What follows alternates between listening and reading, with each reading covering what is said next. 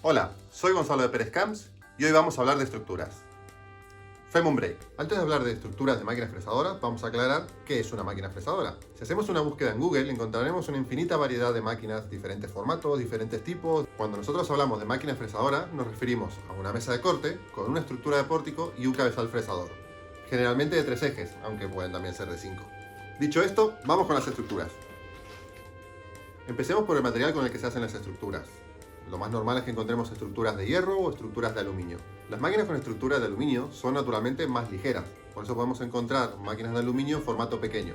Son más fáciles de construir, solo tenemos que cortar las vigas de aluminio a la medida necesaria, atornillar una pieza con la otra y ¡voilà! Tenemos máquina. También encontramos máquinas de gran formato con estructura de aluminio.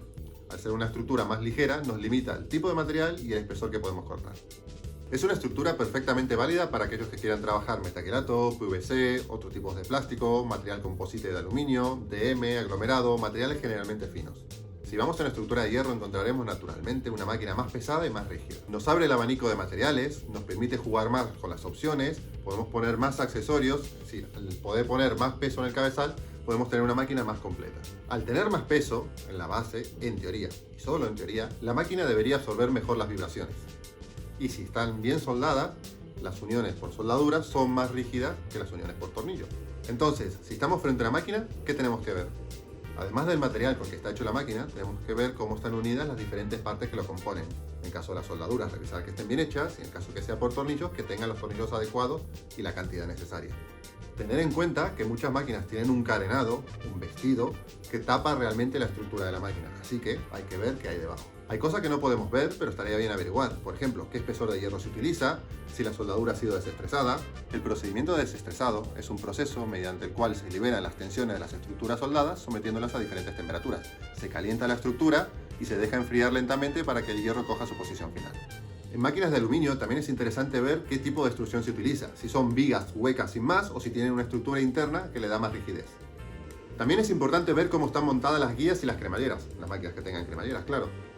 En las extrusiones de aluminio encontraremos siempre una cara lisa y plana y generalmente habrá un asiento donde la guía y la cremallera se posan para estar perfectamente rectas.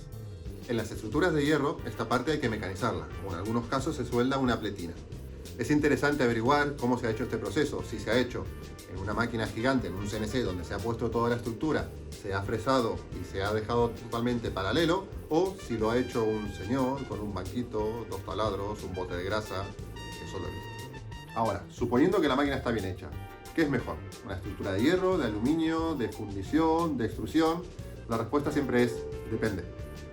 Si nos vamos a los extremos, en un puente de aluminio no podemos esperar encontrar un mandril de gran potencia, cuchillas, un cabezal perforador y muchos extras.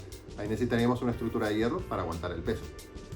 Por otro lado, si quisiéramos una máquina sencilla, con un cabezal de un par de kilovatios, incluso un par de cuchillas, alguna cámara, podemos tener un puente de aluminio, bajar un poco la altura y podemos encontrarnos con una máquina muy ágil, muy rápida, que nos permita cortar materiales finos.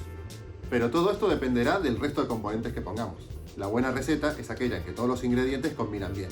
Y sobre el resto de ingredientes hablaremos en los próximos vídeos, así que te recomiendo que te suscribas, visites nuestras redes sociales, leas el blog y ya está.